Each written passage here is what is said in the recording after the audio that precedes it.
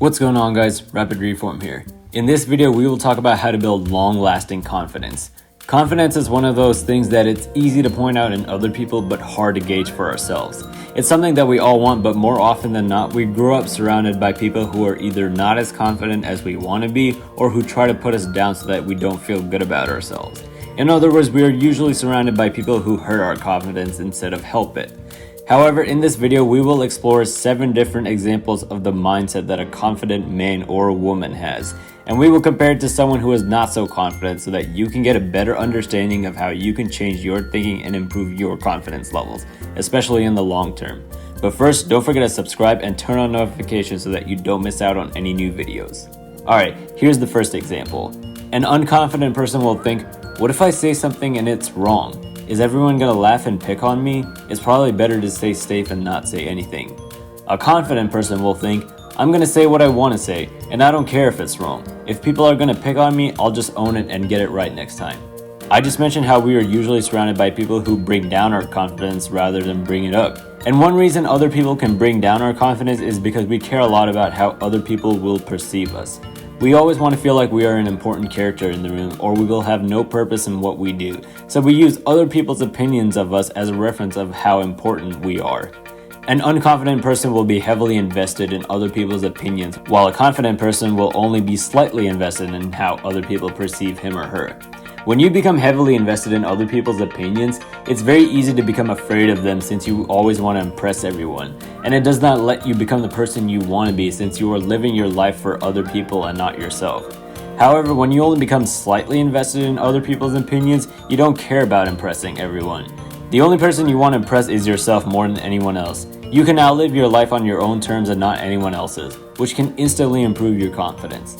Now, of course, that doesn't mean you only care about yourself. It means you still care about others, but not enough to the point where you make decisions based on other people. So the first big difference you can make to build long-lasting confidence is to invest more of your emotions in how you perceive yourself than in how other people perceive you. Do something because you genuinely want to do it, not because someone else is pressuring you to. Example number 2. If you are at a party or an event, an unconfident person will think, uh-oh, there's so many people here I don't know. It's going to be really weird to meet everyone. A confident person will think, wow, there's a lot of people here I've never met, so this is a great time for me to make new connections. In most social situations, we usually want to stay with the people who we know the best since they are the ones who will bring us the most joy. And there's nothing wrong with that, but the problem arises when we stay inside our comfort zone and we are not willing to branch out towards other people. See, our brains have a finite amount of willpower, which is the energy we need to make decisions. The harder a decision is, the more willpower we use. If we lose all of our willpower, it will become very hard for us to make decisions at all. So our subconscious mind will always want us to make decisions that require the least amount of willpower. So that means in a social setting, our brains will tell us to not meet other people because frankly, that takes more willpower than sticking with people that we already know. However, what you may not realize is that when you take actions that require a lot of willpower, our brain will actually start getting used to that. And it will actually increase the capacity of willpower that we have stored in us, which allows us to make even harder decisions. That means when you become confident and decide to step out of your comfort zone to meet people, you not only get the chance to make connections, but you also train your brain to become uncomfortable more often, which becomes a huge positive feedback loop. So the second big difference that you should make to improve your confidence levels is to take advantage of opportunities that require you to step outside your comfort zone. The more you do so, the more long-lasting confidence you will build over time. Example number 3. An unconfident person will think, man, why do I have to sit next to this guy on the bus? He looks really awkward, so I'd rather just listen to music and use my phone like everyone else on the bus. A confident person will think, you know, if I'm going to sit next to this guy, then it probably means he's a great person. I'll try having a conversation with him. Another issue that an unconfident person generally has is that he or she will always want to do what everyone else is doing. A lot of people are afraid that if they don't do what their peers do, then they will not fit in and thus make themselves look like the odd person out. I mentioned earlier that it is human nature to always feel like the most important person in the room. If we have no importance in a social setting, then we feel like we are making no positive contributions to other people's lives. And the easiest way to convince other people of your importance is to do exactly what they do. That's why it's easy to stay on your cell phone in public, to follow common fashion trends, and to drink at parties. These are all things that 97% of people are already doing. However, that is not the right mentality to have if you want to become confident. If you do what everyone else is doing, then you will never be the most important person in the room. You will fit in, but you will only become an average character because you won't be doing anything to make you stand out. So instead of trying to fit in, it's important that you put in the effort to do things that other people might not do, but you know it's best for you if you actually do it. So the next time you're on a bus, plane, or anywhere else you have to sit next to a stranger, try having a conversation rather than instantly pulling out your cell phone and creating an awkward situation. The less you try to fit in, the more you will positively stand out over time and build long-lasting confidence. I mean, why would you try to fit in when you are meant to stand out? Example number 4. An unconfident person will think, what's the point of trying this activity? I've never done it before and it looks boring, so I'll probably suck at it. A confident person will think, I've never tried this before, but I should give it a shot. Maybe it's not the best thing for me, but I'll never know if I don't try. Going back to stepping outside your comfort zone, one way in which we bottle ourselves up is by only sticking to things that we know we are good at and not trying anything new. Most of us do not want to try new things because we are afraid that we won't be good at them. And when you are not good at something, you get a feeling of being unsatisfied because you don't think you are making the best use of your time and energy. Remember how we talked about willpower earlier? Our brains don't just want us to conserve our willpower, but we also want the highest output possible from the willpower we use up so that we can feel good about the choices we make. That's why it's tempting to only work on what you are good at and to avoid your weaknesses. But if you want to improve your confidence levels, then you need to work on your weaknesses so that they can work in your favor rather than against you. And whether you prefer to be a jack of all trades or a master of one, it's really important that you try new things to step outside your comfort zone. But of course, you should only try things that are both legal and ethical. So I will never recommend trying things like drugs or crimes, but otherwise you're good for the most part. There will be a lot of activities that you will like and a lot that you don't, but you'll never know if you don't try. What are some things that you like to do but not all of your friends do? Comment below and let me know, and I might just try it out. Example number 5. An unconfident person will think, I don't want to take my chances. Maybe it will work, but it's just way too risky. So why take the chance if I'm more likely to fail? A confident person will think, there might be some risk involved with this, but I can certainly learn from my mistakes so that I can reduce that risk in a way that it becomes favorable for me later on. A huge misconception that many of us have is to not take risks and not make mistakes in anything we do. And the reason why is because of how we operate in school and work. See, in school, our teachers and professors always train us to not screw up, because if you do, then you'll get bad grades and get into trouble. And if you are in the workforce and you mess up in your job, then you are usually punished or even fired. So because of how we have grown up and how we live our lives, we don't want to take risks because we are afraid of messing up. But in order to build long-lasting confidence, you need to understand the difference between risk and recklessness. Risk is something that could work against you but could also work for you.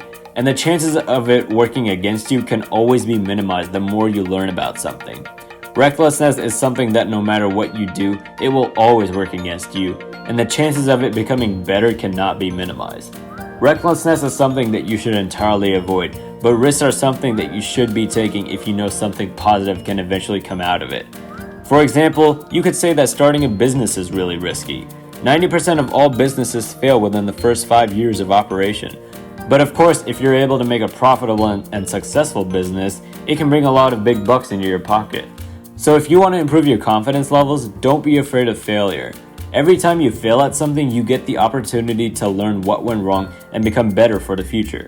Failure is never a step backwards unless you don't take action to improve yourself moving forward. So take action and do it fast. Example number 6. An unconfident person will think, there's no way I can make this work out for me. It's just going to take way too much time and effort that I don't have. A confident person will think, this is not the easiest thing in the world, but I will make it work out somehow. And once it's done, it'll be well worth it. Let's keep it real. Nobody wants to do something that is hard. If something was easy, then everyone would do it.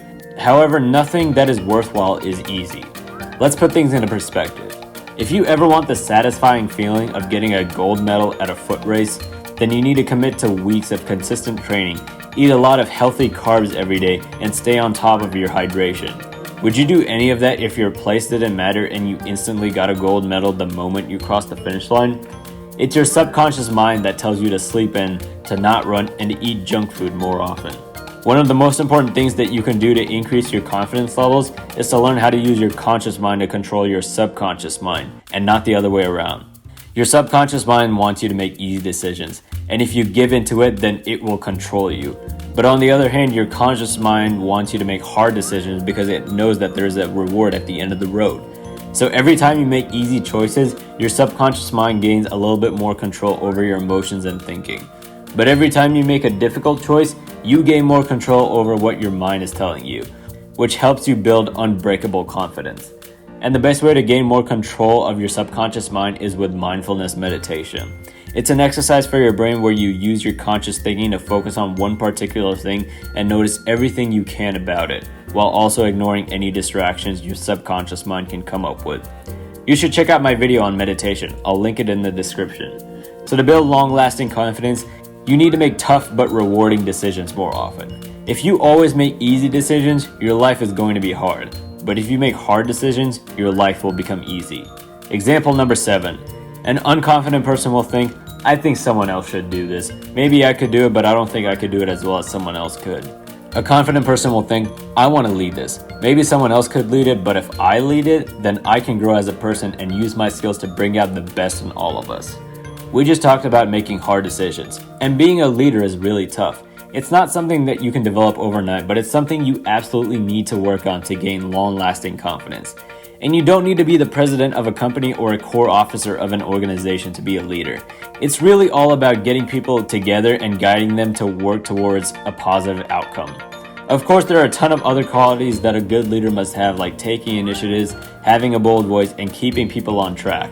But at the end of the day, being a leader is something that anyone can learn no matter how much prior experience they already have. Taking instructions from other people is easier than making them up for yourself, which is why it's a lot more common for someone to be a follower than a leader. But if you are always a follower, then it becomes really hard for you to take responsibility for your actions because you are always depending on others to tell you what to do. Unconfident people tend to stress on the factors they cannot control, so they leave it to others for help.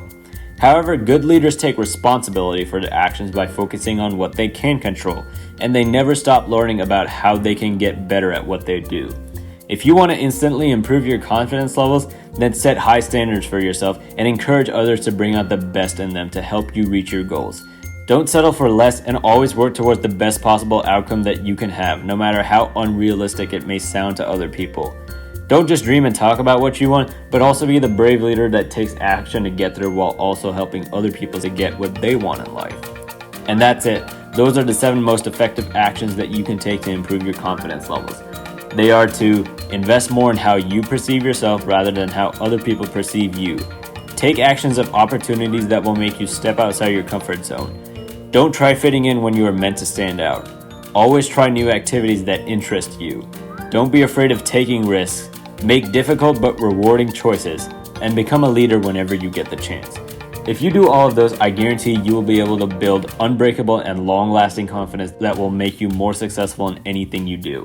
Did you find this video helpful? If you did, then you should give this video a big thumbs up. And also leave a comment below on how you work to improve your confidence levels. Don't forget to subscribe and turn on notifications so that you can rapidly reform your life for the better. Thanks for watching, have a great day, and go become the confident person you were meant to be.